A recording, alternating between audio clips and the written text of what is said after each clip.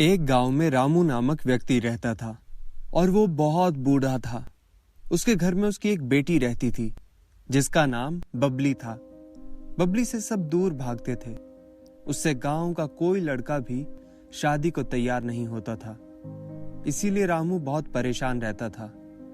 एक बार रामू का एक दोस्त रामू से पूछता है कि क्या हुआ रामू, तुम इतना परेशान क्यों रहा करते हो? रामू बोला, मैं अपनी परेशानी का कारण तुमको बता तो देता हूँ, मगर तुम किसी को मत बताना। ठीक है, मैं किसी से नहीं बताऊंगा। एक बार जब मैं शहर से गांव आ रहा था तो रास्ते में मुझे एक औरत नजर आई। वो औरत अपने पैरों में घुंघरू बांधे छन छन करती चली जा रही थी। वो मेरे आगे आगे, मैं उसके पीछे पीछे। मैंने सोचा गांव की कोई औरत होगी। चलते चलते अचानक वो रुक गई। उसको रुका हुआ देखकर मैं भी रुक गया। फिर वो मेरी तरफ मुड़ी और मेरे पास आने लगी।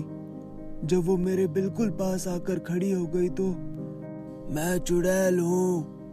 मैंने कहा, चुड़ैल तो बहुत भयानक दिखती है, तुम तो बहुत सुंदर हो। जैसे ही मैंने उससे ये बात कही, उसने अपना चेहरा बदल लिया। वो बहुत ही भयानक दिखने लगी। उसको देखकर मैं बहुत डर गया। थोड़ी देर के बाद फिर से वो पुरानी शक्ल में आ गई। मैंने डरते हुए कपकपाती हुई आवाज में पूछा, तुम यहाँ क्या कर रही हो? मैं बहुत प्यासी हूँ और मैं किसी आदमी का खून पीने निकली हूँ। तुम मुझसे क्या चाहती हो? मुझे यहाँ तेरे अलावा कोई नजर ही नहीं आ रहा है, तो मैं तेरा ही खून पीऊंगी। उसकी ये बात सुनकर मैं बहुत डर गया और वहां से भागना चाहा, मगर उस चुड़ैल ने मुझे पकड़ लिया। मैं बहुत घबरा गया था। मुझे लग रहा था कि ये चुड़ैल मेरा खून पी ही जाएगी। फिर मैंने अपने पॉकेट से कैंची निकाली और उस चुड़ैल का चुपके से बाल काट लिया। जब मैंने उसका बाल काट लिया तो, मेरा बाल मुझे दे दो। नहीं, मैं तुमको ये बाल नहीं दूंगा।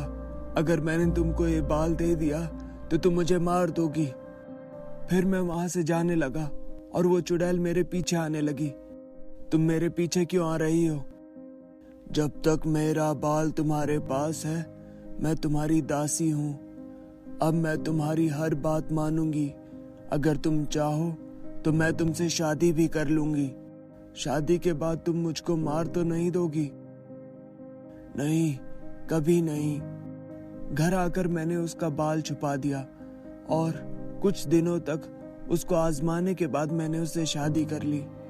और फिर हमारे घर एक लड़की पैदा हुई। उसका नाम हमने बबली रखा। बबली का चेहरा तो अच्छा था, मगर उसके 2 दांत बड़े बड़े चुड़ैल की तरह थे। कुछ दिनों के बाद मेरी बीवी को घर का काम करते हुए उसके बाल मिल गए और वो हमें छोड़कर हमेशा के लिए चली गई। अब मेरी बेटी बबली जवान हो चुकी है, मगर उसके लंबे दांतों के कारण उससे कोई शादी नहीं करना चाहता।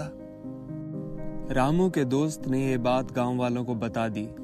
ये सुनकर गांव के सारे लोग रामू के घर पहुंचे और कहने लगे, उस चुड़ैल की बेटी को बाहर निकालो। ये चुड़ैल की बेटी नहीं, मेरी बेटी है। हमको मालूम हो गया है, ये चुड़ैल की बेटी है। हम इसको गांव में नहीं रहने देंगे। घर के अंदर बबली सहमी हुई बैठी रहती है। गांव वाले रामू के घर में घुसकर बबली के बाल पकड़कर घर के बाहर कर देते हैं। रामू गांव वालों को रोकने की कोशिश करता है, मगर गांव वाले उसे पीट पीट कर मार डालते हैं। बेचारी बबली सिसक सिसक रोती है, परंतु उस पर किसी को तरस नहीं आता। बबली को गांव से निकाल दिया जाता है और वो वीराने में बैठी रोती रहती है।